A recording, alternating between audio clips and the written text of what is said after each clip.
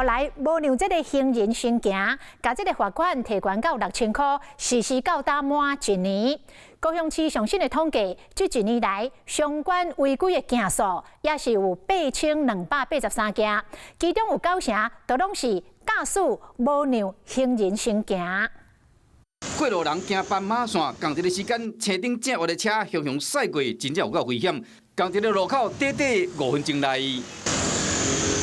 这是高雄中华路甲大东路口边就是病院，未少过路人是行动不方便的伤患，警方加强开单。在去年6月，无让行人罚款新规定实施了后，罚款3600提悬到6000块。是讲1年啊，高雄违规的件数依然有8283件，驾驶接近行人错道无让的有9成。他没有礼让，他会不会觉得这样很危险？危险会啦，啊，小心啦，小心一点啦。这法规不是也会罚钱吗？而且不是好像本来就要让吗？跟你车距离要多少才算是合法的？我不知道我就大概抓距2、3公尺吧。如果没有强制执法的话，大家不会特别去礼让行人，所以我觉得。科技执法强制做这件事情，我觉得是有一定程度上的帮助。新政策实施了，虽然违规的件数有降低，不过依然有真侪驾驶违规。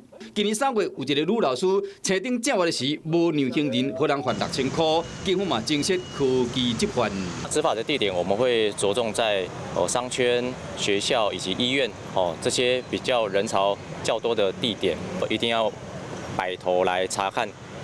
行人确实不在路口的时候，我们再来通过路口。科技执法的范围包括前进、三民、高山、甲左营等等有21个车流量较大的违规热点，驾驶爱提高警觉以外，若有看到过路人，上无爱让3格，安尼才袂妨开单，行人的路权嘛当受到保障。Hello， 我是林仙怡。想要抢先掌握最及时的新闻资讯吗？赶快订阅、按赞、开启小铃铛，锁定华视新闻 YouTube 频道。